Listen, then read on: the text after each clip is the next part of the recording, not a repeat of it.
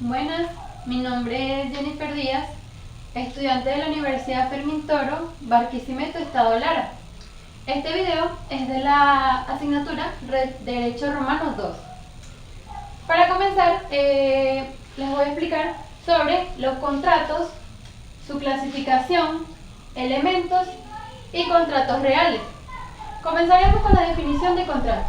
Contratos es un acuerdo que se realiza entre dos o más personas, donde las partes están en mutuo acuerdo. Es un acuerdo totalmente legal. En el derecho romano, el contrato aparece como una forma de acuerdo entre las personas que hacían parte de Roma. La convención se divide en un pacto y un contrato. El pacto era aquel que no tenía nombre ni causa, y el contrato era aquel que sí lo tenía. Pasamos entonces a hablar sobre su clasificación. La clasificación tenemos verbales, literales, innominados y consensuales. Los verbales. Los verbales eran aquellos contratos donde los romanos solo bastaba con hablar entre ellos, pero tenía un poder judicial o un poder legal que avalaba que esas palabras solemnes sí podían formar parte de ese contrato. Los literales eran aquellos contratos que quedaban bajo registros de una serie de lineamientos que llevaban aquellos romanos sobre la vida personal de las personas. Es decir, en ese tiempo las personas llevaban su vida personal totalmente registrado en aquellos libros, donde si realizaban algún contrato o convenio con otra persona debían dejarlo bajo escrito en esos registros. Esos registros también controlaban la economía doméstica. Pasamos así a los innominados, que era cuando una de las partes cumplía con su obligación. ¿Qué quiere decir esto?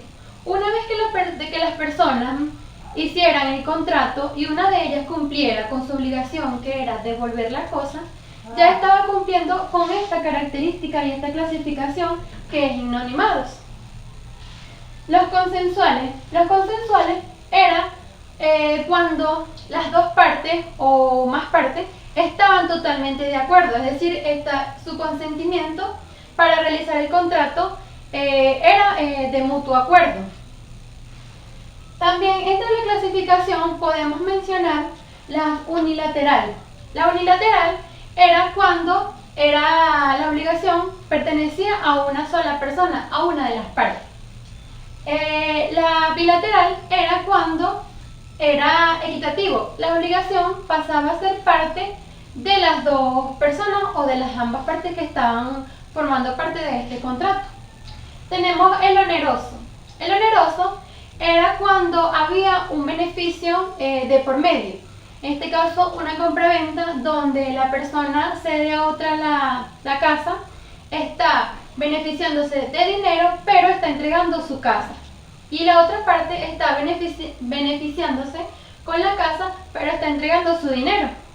Tenemos también, entre otra clasificación, la gratuita, que era en beneficio de una de las partes.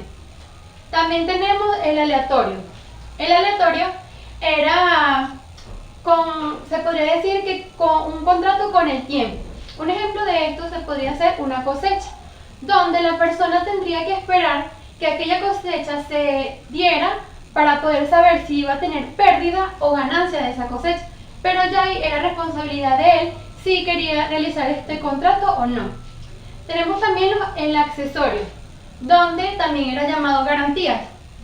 Un ejemplo de esto podría ser la hipoteca, donde se le obliga a la persona de pagar una remuneración por usar la cosa. También tenemos el instantáneo, que una vez realizado el acto, se tendría que dar uso y se tendría que dar pase a la cosa que se está pautando en el contrato. Es decir, si yo realizo un contrato con otra persona y le vendo mi casa, una vez que firmemos el contrato, yo tengo que darle ya accesibilidad inmediatamente de que él pueda hacer uso de esta casa. También tenemos el sucesivo, que se entiende por este sucesivo las necesidades de la persona. ¿Qué quiere decir esto? Donde si la persona a quien yo le cedí la casa necesita un plazo más de tiempo, podemos fijar un contrato nuevo donde yo le ceda a él que tenga un límite más de tiempo para que él pueda hacer uso de la cosa. Pasamos así a los elementos, entre los cuales se pueden mencionar los esenciales, accidentales y naturales. Entre los esenciales tenemos que si no hay parte de por medio no se puede realizar el contrato. Tiene que haber los requisitos legales necesarios para poder realizar este contrato. Tiene que haber el consentimiento de las partes, el objeto y la causa. Tenemos así también los accidentales.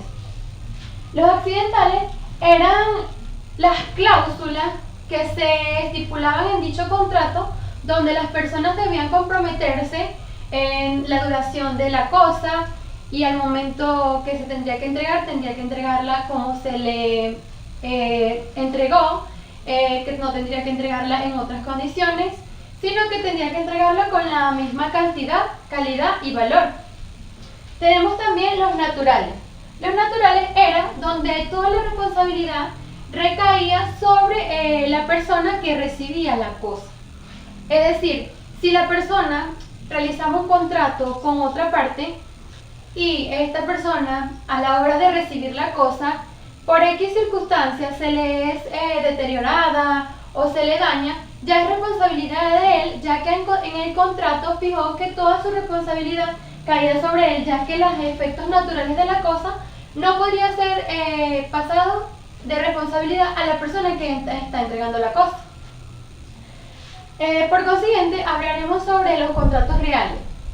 Entre los contratos reales podemos mencionar el contrato de préstamo, donde el contrato de préstamo es aquel contrato en el que se entrega un objeto o dinero al prestatario, pero a quien se le obliga a devolver con posterioridad con la misma cantidad y valor que se le fue entregado.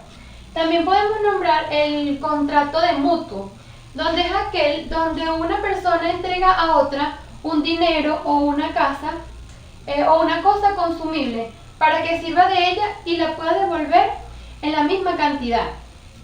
Tenemos también el contrato de comodato, que es cuando una parte entrega a otra una especie mueble o un bien raíz, pero siendo devuelta después de su uso. Pasamos entonces a las características. Entre las características podemos mencionar la no formal, que eran los actos que se realizaban sin mucha formalidad de que tendría que estar bajo un notario, sino que se podría realizar solo con las palabras solemnes de la persona y bajo escrito. Tenemos el de acuerdo estricto, donde el juez sancionaba a las personas sin tomar en cuenta la esencia del contrato, sino que se basaba solamente con lo que decía bajo escrito el contrato.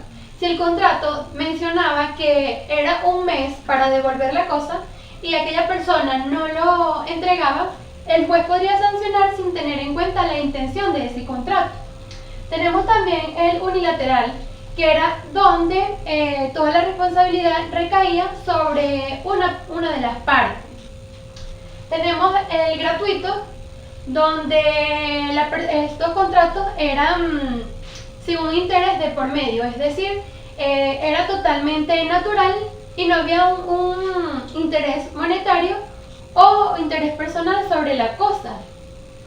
Tenemos entre las acciones que era el actio certae creditae pecuniae, que se refería a la parte monetaria del beneficio de la cosa. También tenemos el conditio trititaria, que se refería a las cosas fungibles que se podrían fijar en los dichos contratos.